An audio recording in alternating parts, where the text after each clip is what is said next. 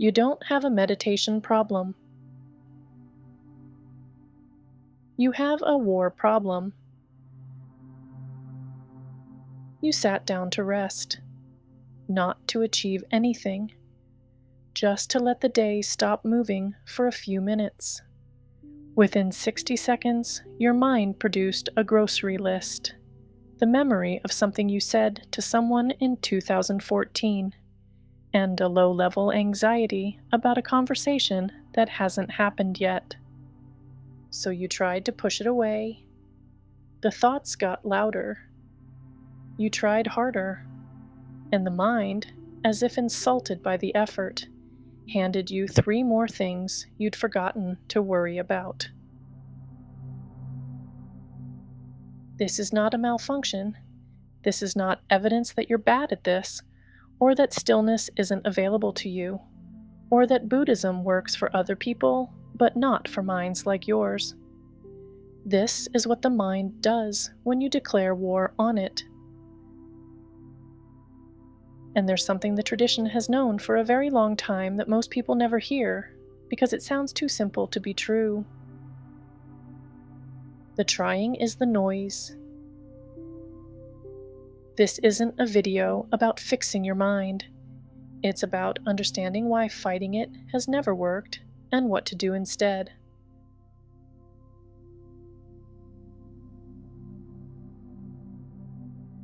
There was a young monk who had been in the monastery for 3 weeks.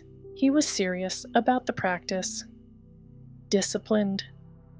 He rose before the others, sat longer than required, read everything the teacher recommended, and every morning, without fail, he sat down on his cushion and fought his mind for 45 minutes.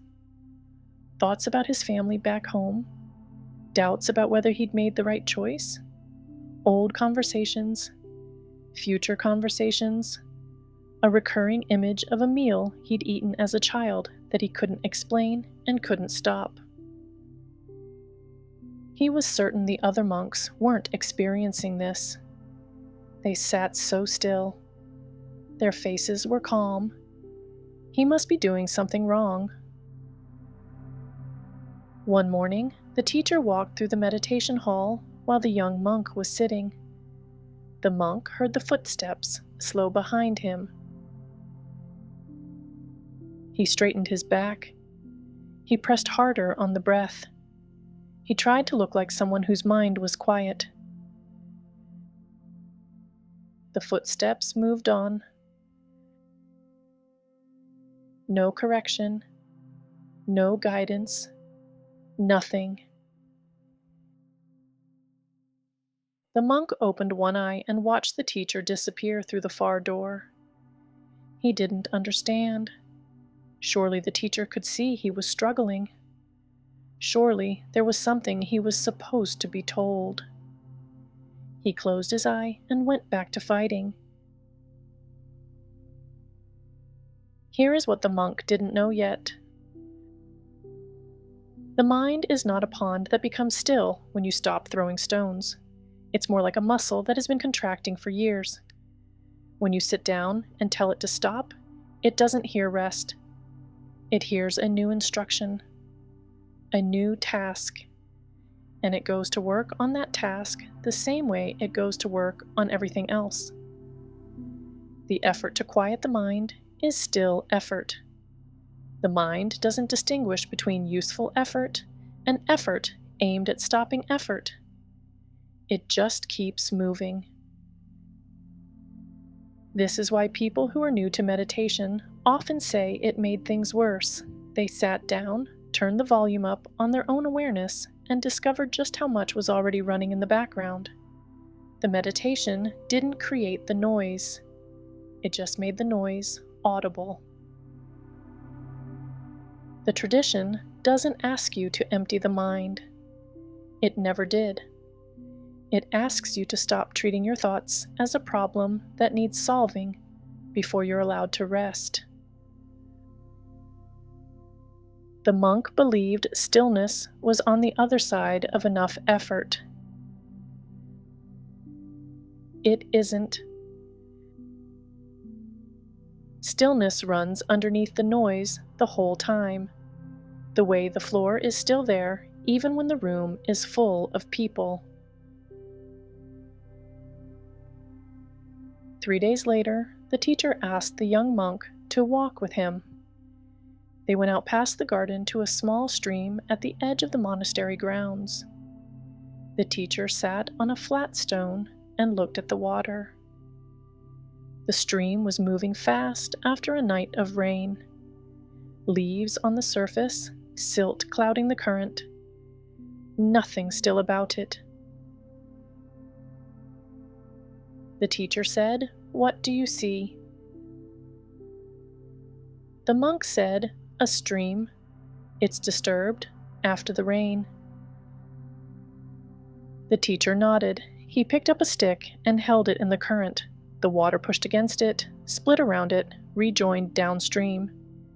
He held it there for a moment, then set the stick down on the bank. He said, "The stream didn't stop, but I stopped fighting it." The monk looked at the water. He said, "So I'm supposed to just watch the thoughts?" The teacher said, "You're supposed to stop believing that the thoughts are evidence of your failure. Watch them the way you're watching this water. They will move. Let them move.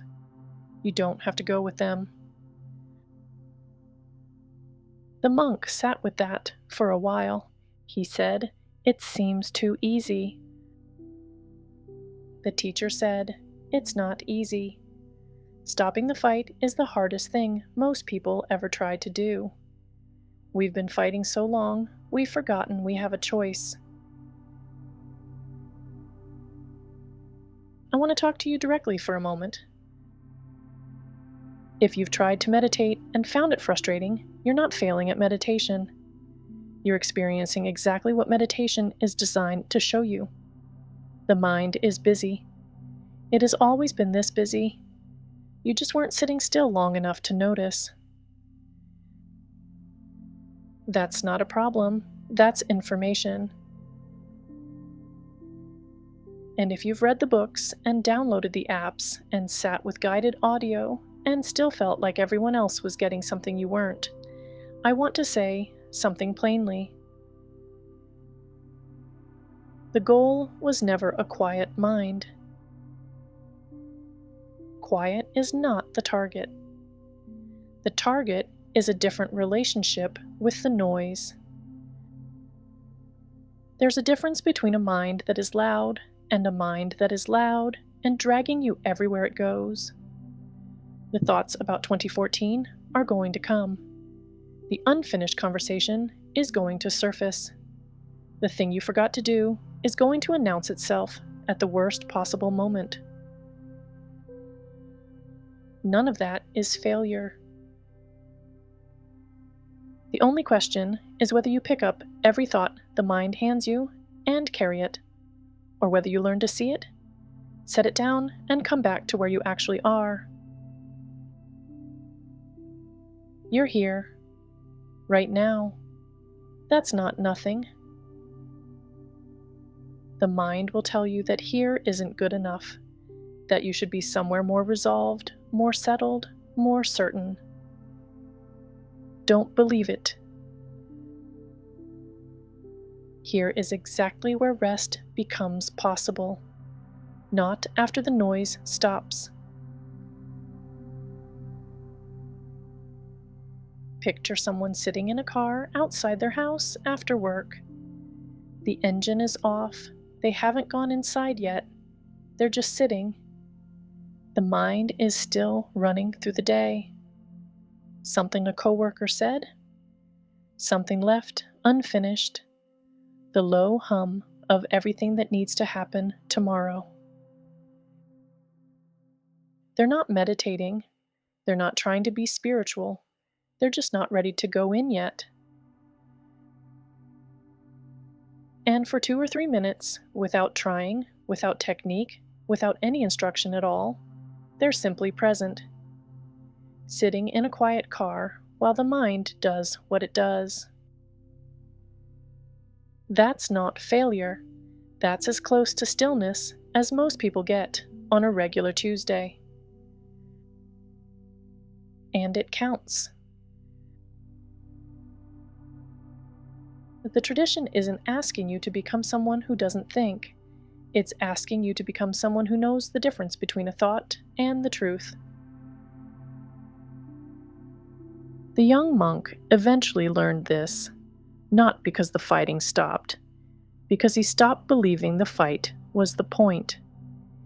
He still had thoughts during meditation. He had them until the end of his life. But somewhere along the way, he stopped treating them as invaders and started treating them as weather. Present, passing, not personal. The mind will keep moving tonight. While you're trying to sleep, while you're sitting quietly, while you're watching this. That was never the problem. The problem was the belief that you had to stop it before you were allowed to rest. You don't. Rest is available right now, underneath the noise, on the same floor where the thoughts are moving. You don't have to earn it. You just have to stop declaring war on the only mind you have. If this message reached you today, take it as a sign. Share it with someone who needs to hear it. And until next time, stay open and remember, you don't have to figure it all out. The universe already has. Take care, and may peace walk with you wherever you go.